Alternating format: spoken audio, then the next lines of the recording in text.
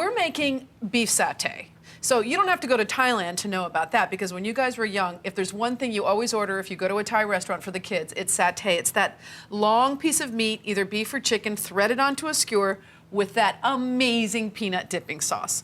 So Calder's helping me here, and I hate to start off right off the bat. I just want to tell you it needs to be a little thinner. Okay, that's too thick. Yeah, Okay. And could you be careful of your fingertips, please? Sure. I know you said 1/8 of an inch earlier, and that That's like 1/4 to 1/3. The thing is, you really, and if you have trouble slicing because it's too soft, just pop it into the freezer, and then it hardens up, and you can have a really easy time slicing it.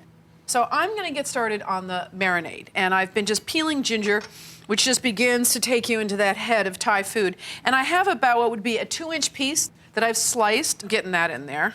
Here, smell the ginger. Doesn't delicious. that take you right away to just some kind of exotic scenario? I have 2 cloves of garlic that I've minced and 1 shallot. How are you doing there? I think I've gotten the hang of it. One of the things that helps a little bit, do you want me to show you? Yes. Okay, is a little bit of the angling of the knife. So as you're cutting, and you use your knuckles as a guide, and you angle this way a little bit, it gives a bit of a platform off which you can slice. But I think you're doing a pretty good job. Okay, back to my marinade. So I have, I want 1/4 cup of peanut oil, and I frequently just use peanut oil when I'm cooking Thai food, and it's just got a nice flavor. We've got peanuts in our, gosh, he's got peanuts in our dipping sauce. It smells so strongly of peanuts. It's taking you there. 1/4 cup of soy sauce. And these quantities, I'm not just freestyling, because we worked to get a flavor that was really authentic, and this is what it took. 1/4 cup of lime juice in here. 1 teaspoon each of ground coriander and a teaspoon of ground turmeric. 1/4 teaspoon of black pepper. I don't think that's really the time to just start freestyling, you know? Oh, Calder, you're doing a good job. Thanks, Mom. See, it's just practice. Because practice makes perfect. Whether you're talking about slicing meat or you're talking about teaching yourself a new cuisine. So I'm just gonna mix this all up. May I take some of this and start getting it in here? Okay. Let me... Yeah, just get it in there. And yeah, your hands are, actually I can just go like this. So you really want this to marinate. You want to make sure that you infuse the beef and get the sauce all through it. So maybe you just leave it like this and then turn it over in a little while. But you're almost done there. I'm going to get over and get started on the sauce. If you don't have these ingredients, we can always find you a substitute.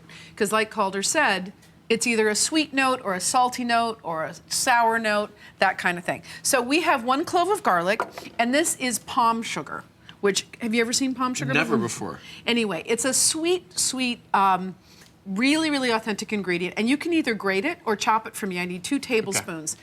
Now don't panic if you've never seen palm sugar before, because all we're gonna ask you to do is use 2 tablespoons of light brown sugar if you don't have it. It's just got a very interesting flavor. So we want 1 cup of peanuts. These are roasted peanuts. Just get them right in your blender. And we want 2 tablespoons of fish sauce.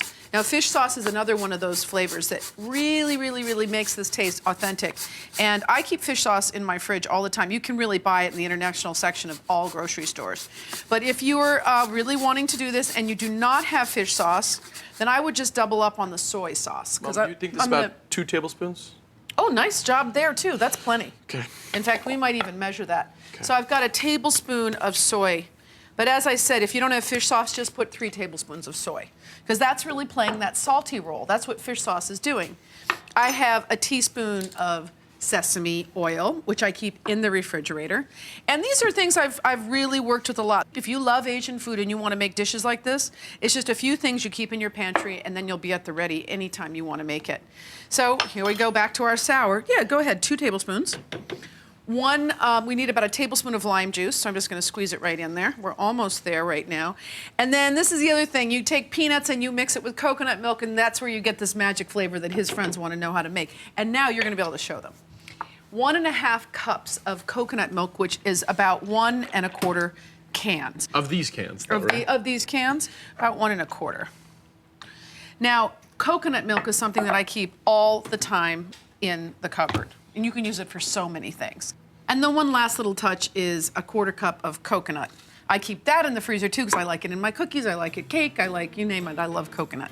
So all we do is blend this up. We're making beef satay, which Calder cut very thinly from some flank steak. It takes no time to cook. It just goes lightning quick on the grill. Yep, and we made a really nice marinade.